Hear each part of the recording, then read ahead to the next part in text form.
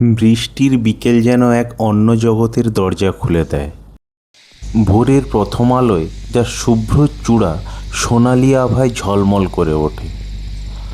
পাহাড়ের কোলে লুকিয়ে থাকা এক অনামী গ্রাম, ধোঁয়া ওঠা কুঁড়ে ঘর, সরু পথ আর মানুষের সরল হাসিতে যেন এক অন্য পৃথিবীর গল্প বলে।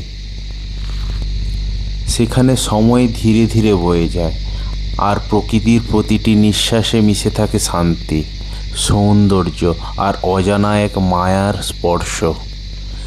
তাই বারে বারে পাহাড়কে কাছে পেতে চাই। পাহাড়ি নদীটা নীরবে বয়ে চলে পাথরের বুক চিরে। তার স্বচ্ছ জলে আকাশের নীল আর বনভূমির সবুজ একাকার হয়ে মিশে যায়।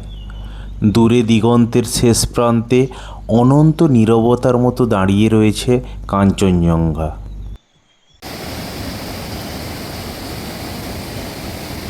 পাহাড়ের বুক দিয়ে বয়ে যায় ছোট ছোট ঝর্ণাগুলো, বৃষ্টির জলে আরও প্রাণবন্ত হয়ে ওঠে।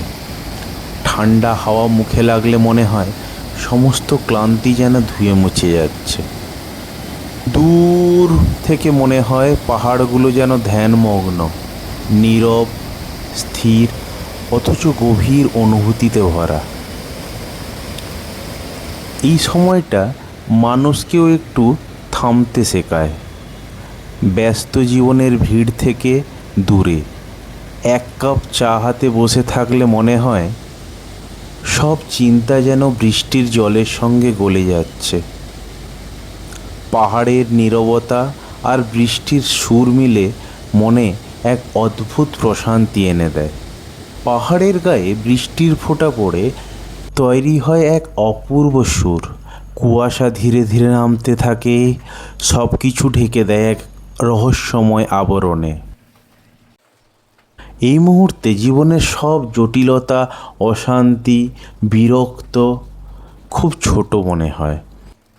শুধু প্রকৃতি আর তার নিঃশব্দ সৌন্দর্যটাই সত্য। টুপটাপ বৃষ্টির শব্দ, জানালার কাছে জমে থাকা জলবিন্দু আর দূরের সবুজ পাহাড়, সব মিলিয়ে যেন প্রকৃতির নিজের মতো করে এক নীরব গান গাইছে। পাহাড়গুলো তখন আরও স্নিগ্ধ হয়ে ওঠে। মেঘ এসে জড়িয়ে ধরে তাদের, যেন আলতো করে আদর করছে।